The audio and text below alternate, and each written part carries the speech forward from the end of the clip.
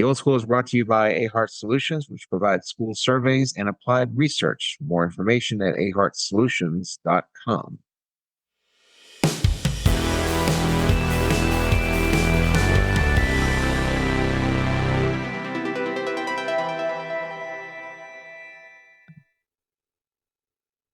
And good morning. Welcome to the Old School Podcast, a podcast about a slew of things, a veritable plethora of things, all of which fancies our delights, or delights our fancies, whichever way you want to go with that. And as we talk about these various things, I am joined by my very good friend, Dr. Stephen Bourgeois. Good morning, sir. Here, Miller. It's good to see you over there. I'm a little confused with your background. You seem to be in a different room than your normal haunt. I'm in the same room, but I'm in a different kind of setup because we have a guest, and so we're using the couch that's in this room as a bed, and so everything had to be temporarily rearranged. So there is a different angle, I think. Okay, it's confusing, but I'll get over it. It's important to you be able to get over it, to be flexible in your troubles, and to be able to work around them. I'm about as flexible as they come here, Miller. Hey, I don't let things bother me. Um, none of us are as flexible as we used to be. We'll get into that here in a second, but I got some plans I want to let you know about. Plans? Let's hear it. You've inspired me, Oh, please. I'm sorry. and Let's. so I don't know if I told you this, but I have a part-time gig that pays well, it could be better to be frank, but it's okay. What are you talking What I'm about? thinking about doing, huh? You're talking about your part-time gig. I got a part-time gig, but just playing on the computer really. But Oh, anyway, so now that I got this part-time gig with this moderate flood of income to augment my pension, I'm thinking about buying a drum kit. I thought you were And gonna. I think it's one of those things where I have to buy it piece by piece. And I don't know how easy that is to do. I don't maybe no one wants to sell you a piece by piece drum kit, but Oh, this is my plan. It was either that or a pool table, and I'm gonna put it in the garage.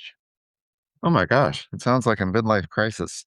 Uh, little money. I thought you were going to be saying I'm getting a 401k or a retirement account. 401k. What are you talking about? Well, you're like spending it before you earn it, basically.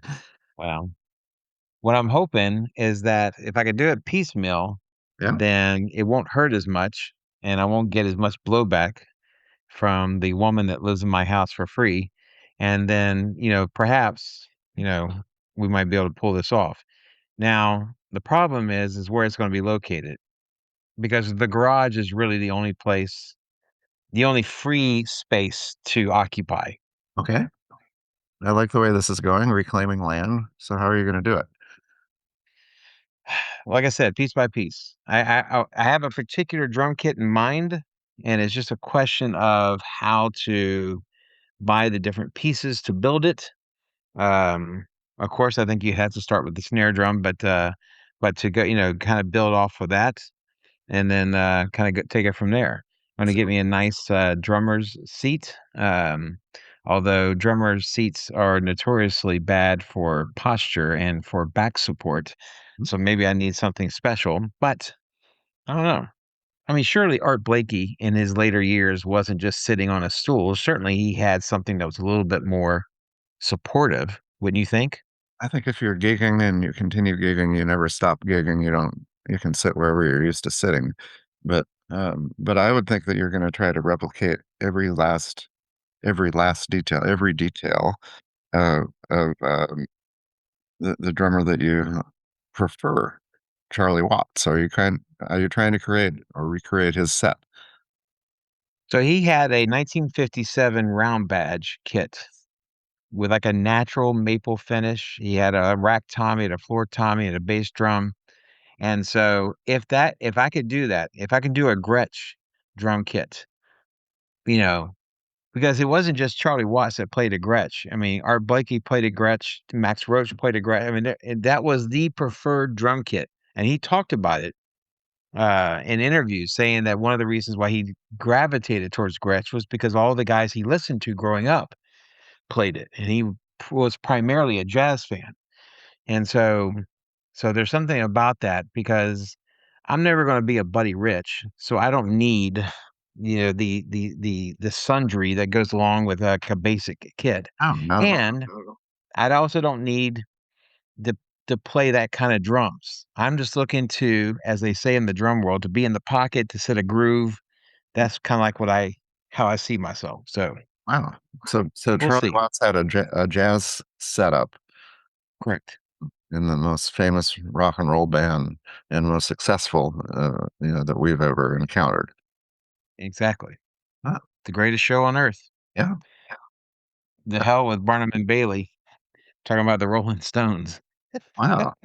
So how the heck are you going to have a drum set, an expensive one, in a garage in Texas with 105-degree heat coming up? That's a problem. I don't know. Well, The problem is that if I mean, there have been garage bands forever. I mean, maybe that not in Texas. I don't know, but um, it would be a tougher sell to have it in the house in the kitchen or in something. the kitchen. So stay with me on this because I am a consultant. Um, Okay, let's hear it. does your garage have a window? It does not. But you could create The one. door's open. Yeah. So my thought This is, is I mean, we have this on uh, the panel that's on the garage door.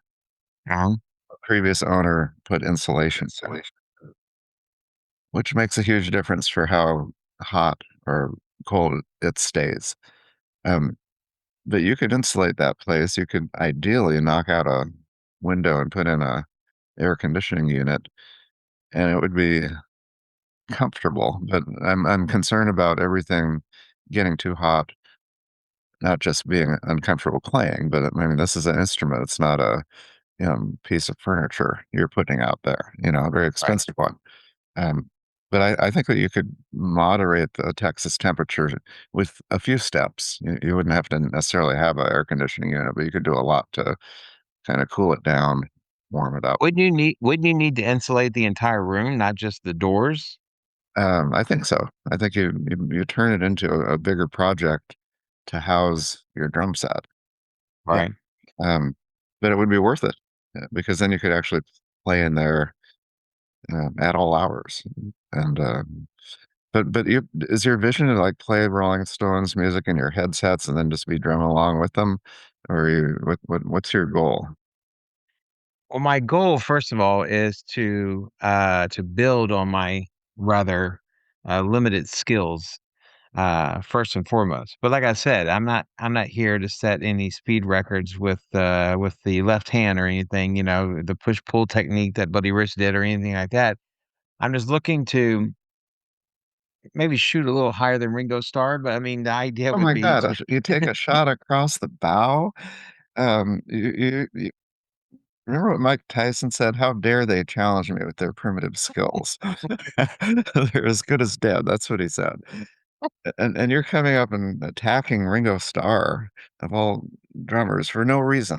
Ringo's minding his own business. Why would you bring up Ringo? I'm talking about the degree to which It's no I degree. am People seeking love to Ringo. elevate my skill sets. People love Ringo, and you can get all kinds of arguments that he was a very subtle drummer and the perfect drummer for the band.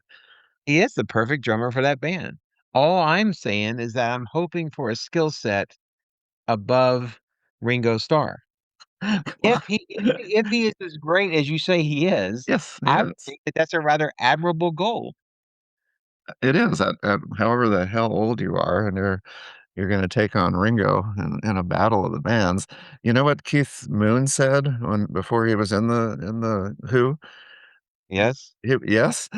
No, I don't. I Okay, just he was at one of their performances before he was a member of the band, and they had some other drummer, and during the break, Keith Moon went up to Daltrey and those guys and said, "Hey, I play better than him. And he What the got the hell kind of job. accent is that? That's my Keith Moon. I play better than him.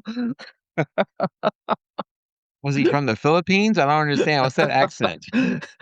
No, it's British. I'm Oh, British. okay. Hi, I play better than him. Yeah, but he didn't say him. He said him. He was just almost insulted, and they gave him the job. I mean, Pete Townsend loved him probably from the start because he was kind of audacious to say something like that, but he was. Do you think that has more to do with their general dissatisfaction with their earlier drummer Oh, and not so much what Keith Moon brought to the table?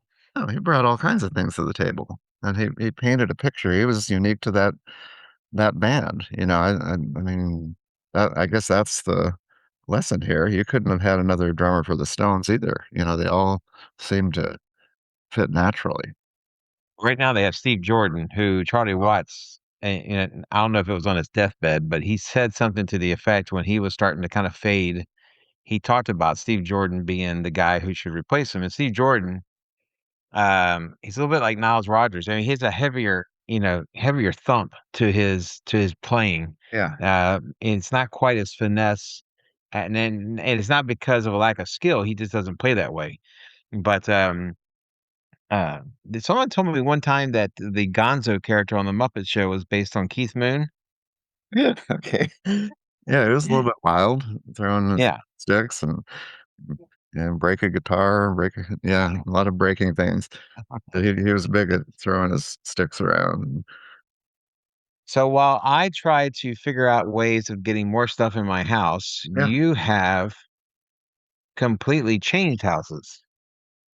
well, I did. I had to. We had to move because we're empty nesters technically, Yes. in about a month, something like that.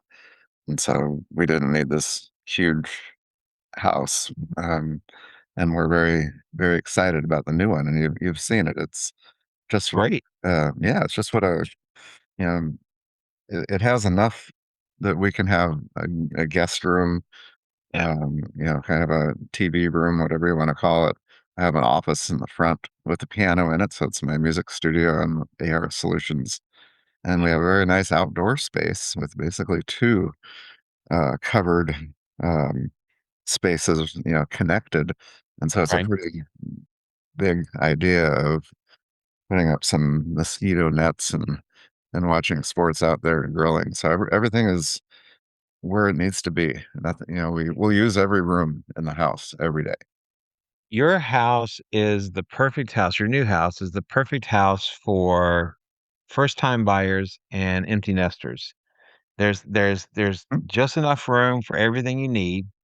There's nothing superfluous about the layout of the house. And so it's perfect. So whether you never bought a house before or you're downsizing um, after kicking the last kid out of the house, it's the perfect size, I think.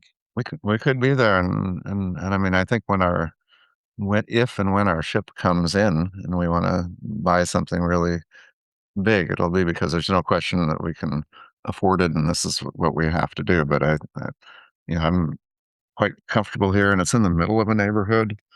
We've always been kind of on the edge where there's traffic of some sort. And it's annoying, Yeah. but this is it's kind of nestled in the middle, a little bit of anonymity there, and I like it.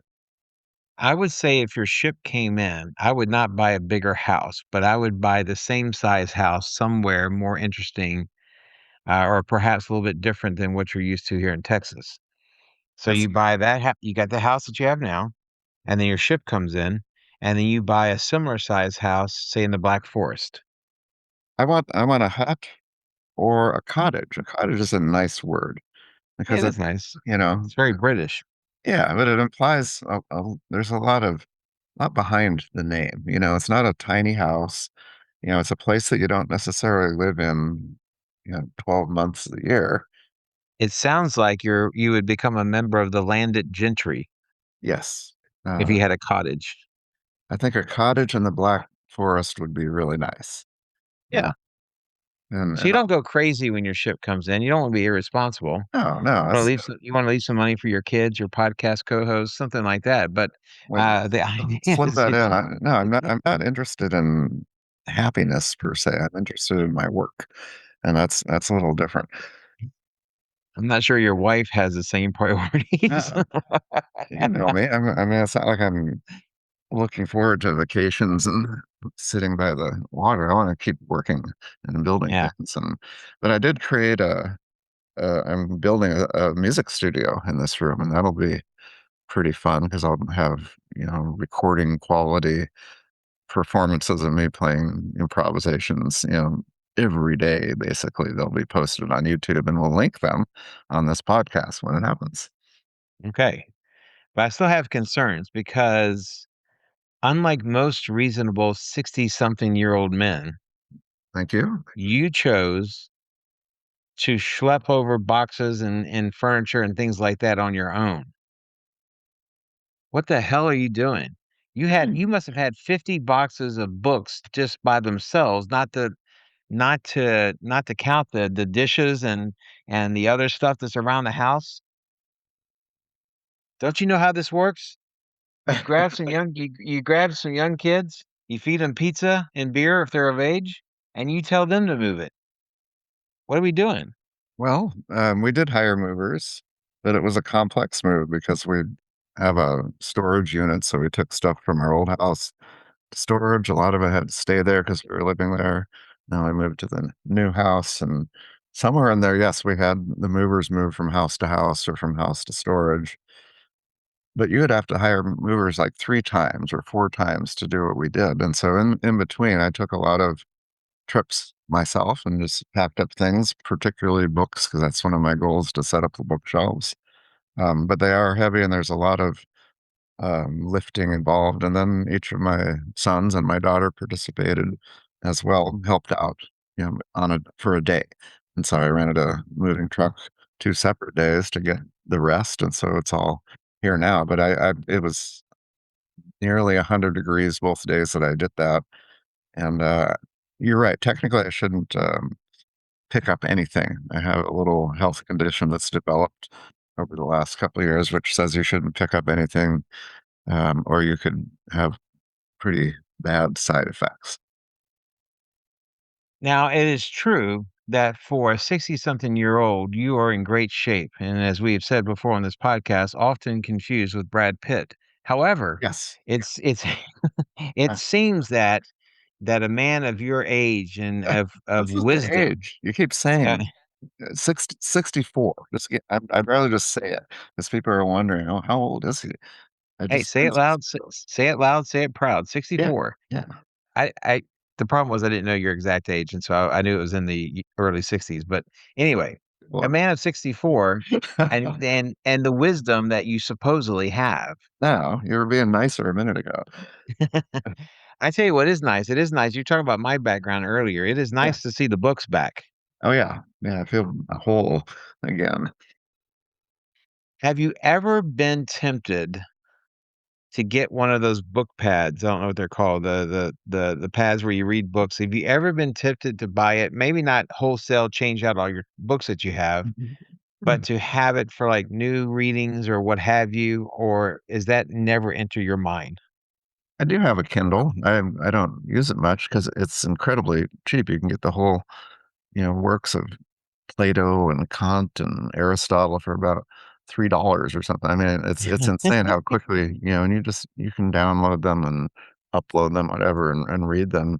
But there's something missing. I don't think I'm comprehending as much. It's like, I mean, I read stuff on the phone. I have a nice app of German philosophy and literature, and so if I'm sitting at the airport and thumbing through, some great works and or on the airplane now, because it's you don't need internet for it, and you can determine the font size, which is really important as you get older. So one of the drawbacks of reading some of the old books, I mean, you see up there some of these little ones. The German edition is called Reklam.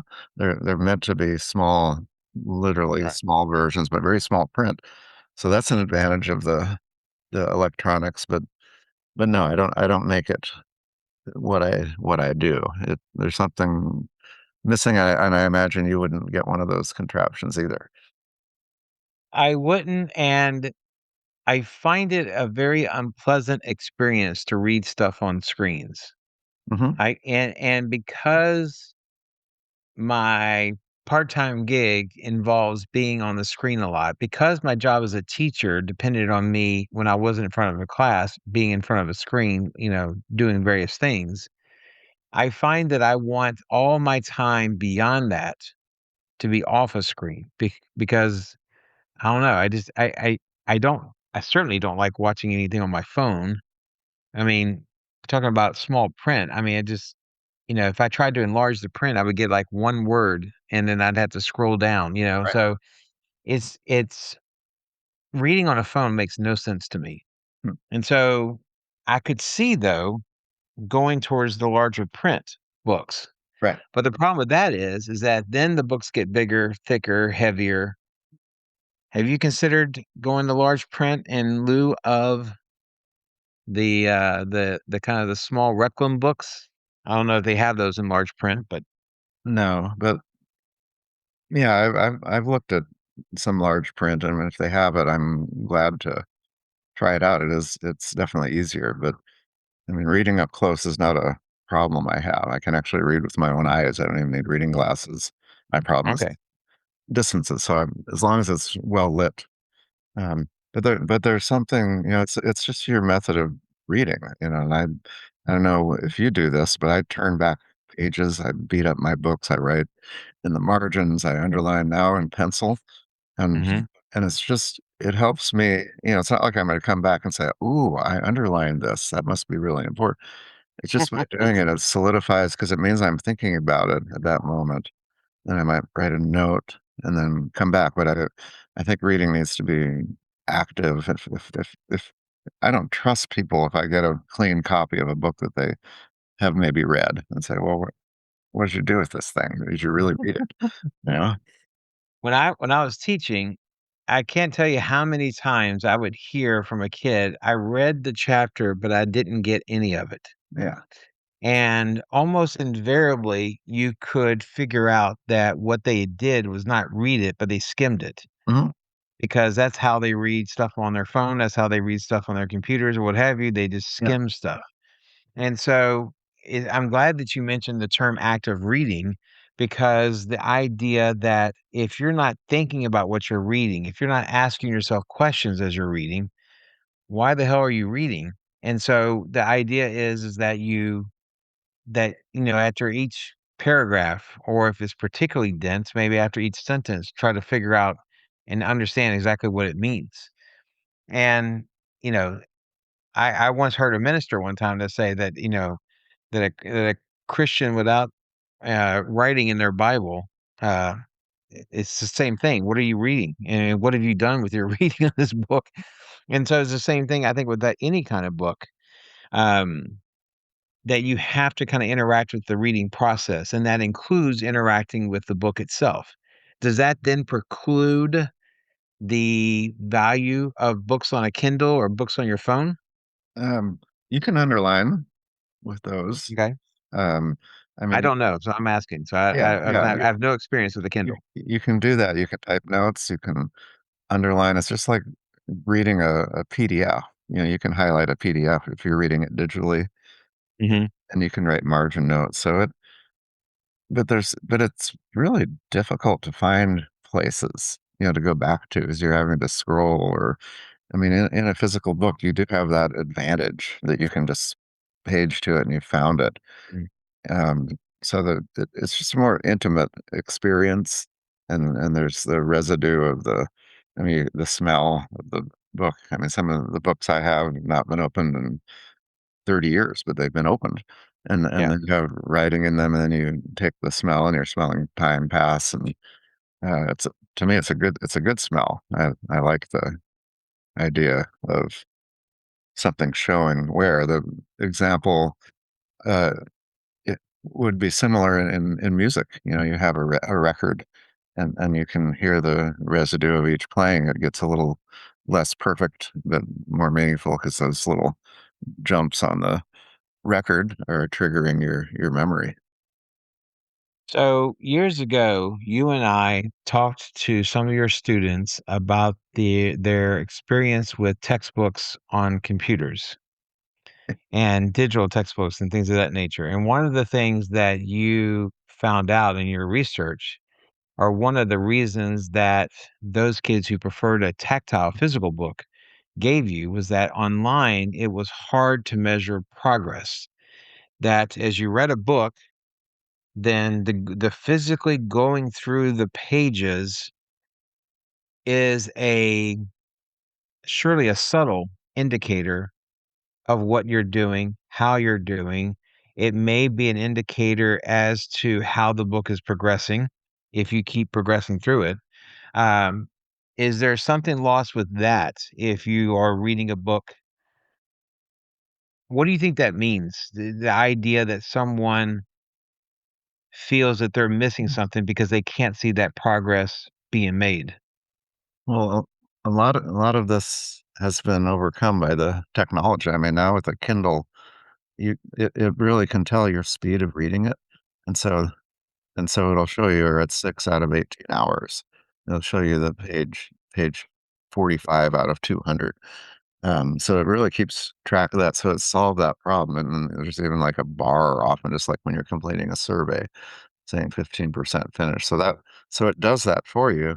But you're right. You don't have the physical, feel of the book and where you are, um, as opposed to finishing it. But I think that, I think more important is that you are more likely to go back in a physical book and read another passage, whereas something digitally, you're more likely to just move forward, like those kids reading your history book. I don't think there's a lot of back and forth. It feels like they're reading in a linear way and they're fading in and out. But once you start going back, then it becomes something. I think that the physical book helps you.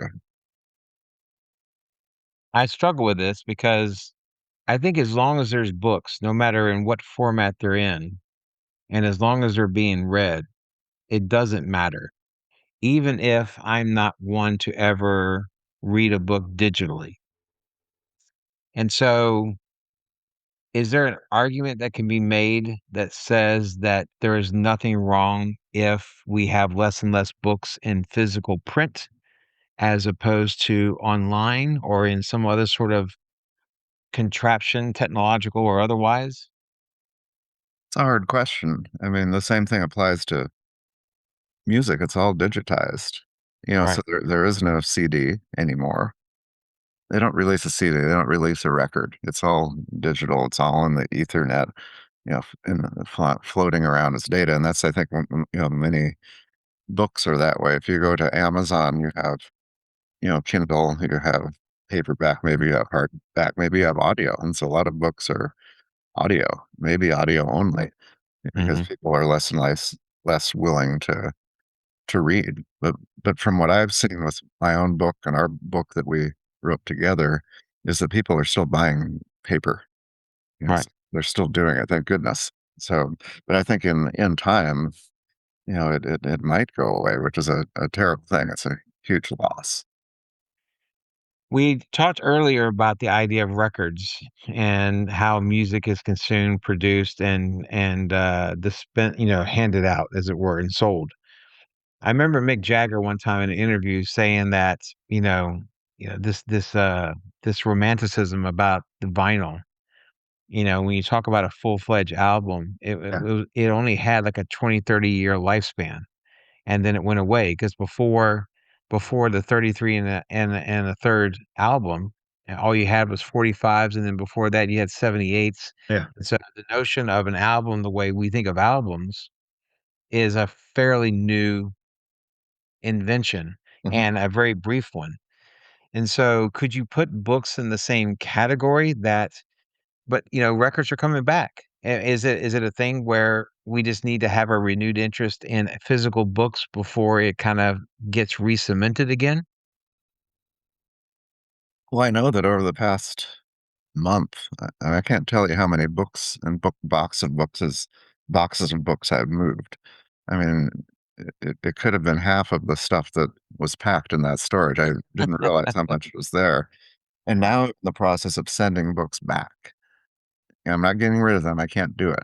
And so I'm putting them in books or in box. We're going to have a storage unit forever as long as we're on this earth. I love storage units, but I'm going to bring back about 6 full boxes of books that didn't make the shelf because I know at some point in life you decide I'm never going to have time to read that book. I've read it once. I'm not going to come Yeah. back to it. It won't. And if I need it, I know where to get it.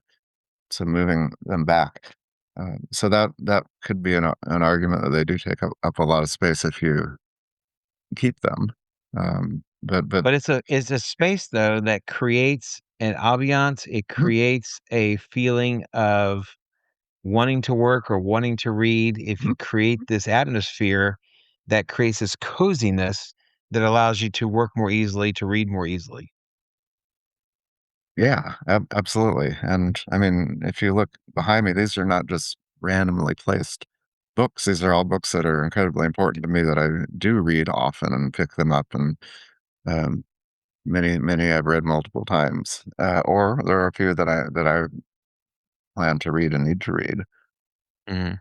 But I'm with you for sure. And the record is a little bit different because it does wear out, but I think that's beautiful. Right. And so I have 2 big boxes right here of records. I'm trying to decide what to do with them. And my latest thought is to actually display them on the bottom rung of this shelf and then put a Okay. record player in this room. I have a place set aside for that so I can listen to them. But I think if they're just antique, sitting in the top of your closet like often happens, Right. I think it's like the museum in Europe. A lot of those places are still being used. Those incredible buildings. And I think you need to listen to your records. That's Mhm. a pretty simple statement, but because there is something quite different about it. Do you think that part of the decline of books in the physical form, I'm like you. I believe that there's plenty of people still reading. I mean, it's Hmm? yes, there's that percentage of people that, it used to be they didn't read because they didn't find it interesting, but now, unfortunately, other things have preoccupied their mind to the point where they can't read, and they don't have the attention span to Mhm. read. Do you think that that bodes well or not for the survival of books in the kind of the physical form if you have an increasing number of people that don't have the attention span to read a book? Or do you think there will always be that portion of the population that's up for it? Well, I don't want to criticize modern books, but I think I'm going to No. criticize modern books. They're competing with the classics and everything that's been written before, and and Mhm. and so as you get to be 64, you start to project ahead. How much reading time am I going to have, and where do I put that? And so you become more and more careful about where you place your time and which books you would read. And so I think if I'm gonna get a novel and I could read that new novel, or I could read, something by Franz Kafka, Mm. I'm gonna take it all into account of how much time is left, but it's become very easy. There's a glut. Isn't that the word? Just so many books out there being produced now, and a lot of it, is superficial, and a lot of it is produced by AI or Mhm. not. I mean, and don't get me wrong, it's not produced from scratch. It's working with the author, but Right. still, there's AI behind the sentence structure and the little details, and so the interest in life and wit and those are things that you can't get with AI. And I think a lot of the things that people can buy now are becoming kind of regression to the mean, rather dull.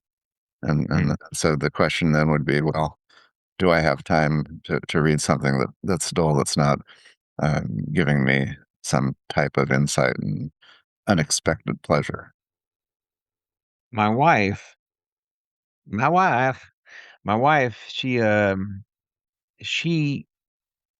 so she it was interesting when we first moved in together, she was shocked of how many books I had, Mhm. and it's nothing compared to what I have now. I mean, we met when I was in my early 30s, um, but she took umbrage with the amount of books that I had and the amount of hats that I had, and Hats. she says, yeah. And so she came up with a blanket rule. She says, "Every time you buy a new hat or a new book, you need to get rid of one." Wow. And I told her, I said, "Well, that's ridiculous. I'm not doing that." You know? I said, I said, "I can kinda see that after some point, a hat no longer is relevant, or I can see at some point I may never read a book again, or my usefulness for that or the usefulness of that book to me has dissipated." And then I might sell it or whatever the case may be. But it would never be for the purposes of purposely trying to curate my books so that they're not offensive to my wife. I said, "Listen, this is who you married. You Wow. you need to deal with this." And so, but it it becomes kind of an ongoing conversation about the presence of books. And it probably doesn't help that her dad had a shitload of books and he had books piled up everywhere. And I think she always sees it as kind of like she thinks I'm probably maybe 2 steps away from hoarding, and so the idea that if I have too many of these things and I refuse to get rid of them, where does it end? Well, I like your comparison of books and hats, and at a certain point, if you're not wearing a hat, then it probably makes sense that you can replace it. But if it's something you're wearing or plan to wear, that's really great. But that's the beauty of the storage unit. And as you get older and start to downsize, it's not that expensive. Could you pay $120 a month to have a space where you wouldn't have to make these decisions? It's insulated, it's air conditioned, and you just put it in a box and it's there. And when you're old and gray and nodding down by the fire, you can take down that book and slowly read. If you choose to, but you don't have to make a choice about it today. It is perhaps something strange about me, but as an historian Yeah. and as a bibliophile, I am way too practical to keep books that I no longer see a future in it for me. And so if I have a book that I either have already read, I've already gotten what I want out of it or what I feel like I could get out of it, unless it was something tied to a very strong interest of mine, I would get rid of it. I would sell it, Yes. and so to me, if I had so many books that I couldn't have them all, and I didn't necessarily want them all around me, I probably would just go ahead and sell them. Um, but again, that's part of the process of sitting there, you're looking at a book thinking, "Am I ever gonna see this book again? Am I ever gonna pick this up again? Or will it sit here in perpetuity Yeah. collecting dust without bother?" Well, I enjoyed yesterday because that's exactly what I did, is find the place where those shelves are gonna go and then reach into boxes and decide, "Yes, I may read that," or, "No, let's put it in Yeah. there." It's actually really empowering. It's sorta sad because in your 20s, you keep everything and you think you're gonna be here forever and you'll read them all 10 times, so your attitude changes a little bit, Mm. but some you just will never part with. If I had my druthers, I would have one of those offices in the round Mhm. with bookcases all around and like a staircase that, get rolls on a track so that you can get to different levels of the books that you can't reach, while Yeah. you got your feet on the floor. And so there is a romanticism about being surrounded by books, but maybe I would be way too practical to have that many books, you know? I mean, I would certainly use it as an excuse to buy more books in hopes that I would get Oh, to them, that would be but beautiful. it would be beautiful. Um, But I don't know. I mean, it's a lot of money. I mean, I'm just call me Jewish. I don't know. I don't know if I would make a point of of doing something like that, even though in my head it's my vision of the perfect office. Well, it might be a choice between that or your drum set, you know? Uh, it's a tough call.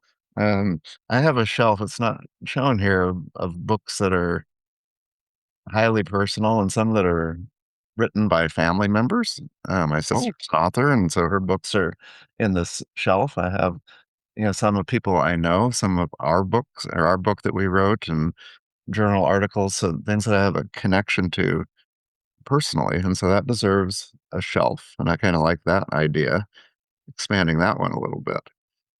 does your sister have a problem with the fact that her book is on such a high shelf that's not easily reachable and somewhat out of the way? Oh, I can reach it. Okay. It it's The way you made it sound is if you had to get a step stool to get to it because it was, no, like, up no by the no ceiling or step something. stools around here, but the ones behind me are strategically placed also to kinda scare my clients because they're a lot of them are in German, and a lot of them are kind of intense things just to make a point, but no, I think you need to I mean, putting things where they belong is a wonderful use of a day. So you're saying that your books behind you Mhm. is an exercise in the to provide yourself at least the illusion of intellectual heft. Um, a little bit, but also these are the ones that I turn around and read, so they're the ones that I go to the most. So this is not a show here by any means, but I feel stronger certainly with these things behind me. Mm. Well, I I don't think I will ever be without books. Mhm. So it doesn't matter which direction publications go and how publishing houses produce books, whether they stop printing them or whether they do continue to print them. None of that will have anything to do with whether I'll have books around me or not.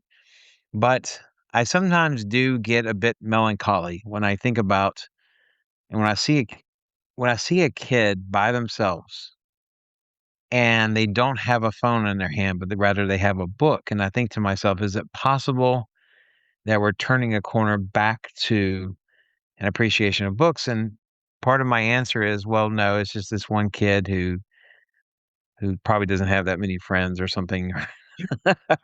Well, you see that more often, I think so. Yeah. but you made a good argument for it. I mean, you have your work has you looking at a screen for about 4 hours a day. Right. And, so you wanna not look at a screen. I think, kids are looking at a screen like 12 hours a day. Right. So if they're gonna read, maybe they want a book. So I think there is hope. That's a real hopeful, idea here, Miller, that the kids might want records and books, and they'll bring them back. Are you saying the kids might be all right? Uh, yeah, the kids are alright, but try to find a bookstore out there in the world, they're pretty rare. I mean, I had trouble in Europe, in Geneva. You look around, you think there's gonna be nothing but bookstores, but it's not the case.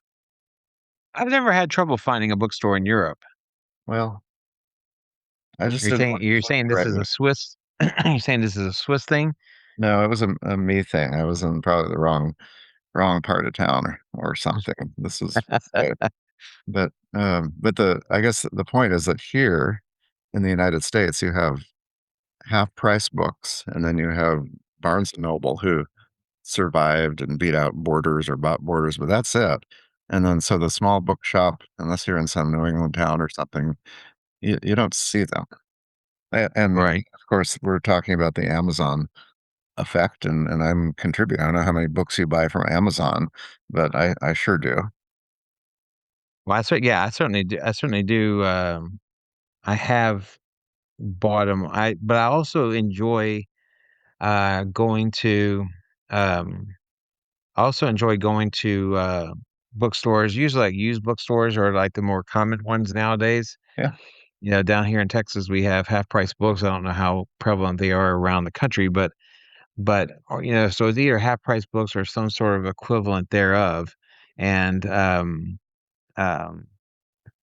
you know, that's the thing I like the most about it.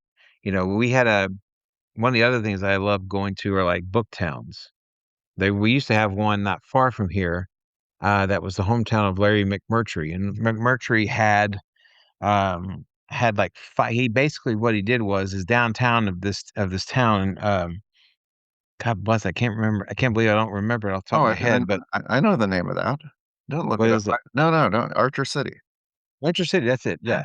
So what he did was Archer City was kind of declining, as a lot of small Texas towns were. And what he did was he bought like 5 large buildings, and he basically staffed them with books. I mean, he just filled them to the rim. I mean, it's just, and it was shocking, some of the books that I found. I found an autobiography of Eero Kekkonen, who was the Finnish president during the Cold War. You can't find that shit anywhere. No, no one's ever I'd be read it. surprised if, say again? No one's ever read it before. No, it's certainly not. Well, someone read I it, I mean, guess. not If you, recently. yeah. So what became of that? Because we talked about going there, but now is it a ghost town?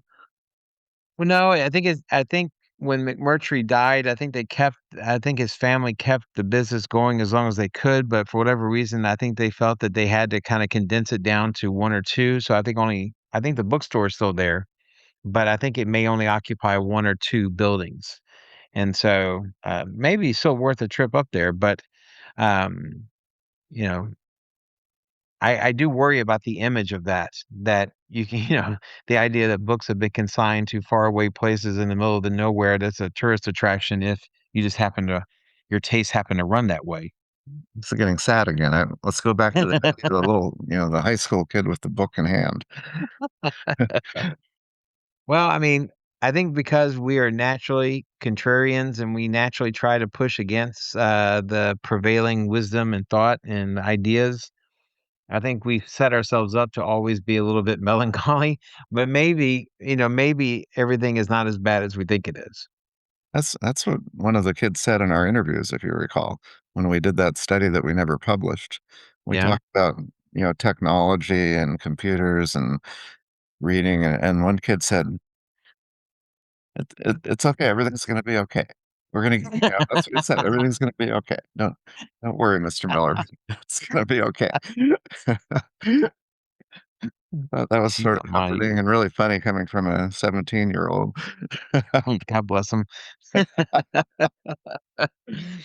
All right, with that, we will call it a day.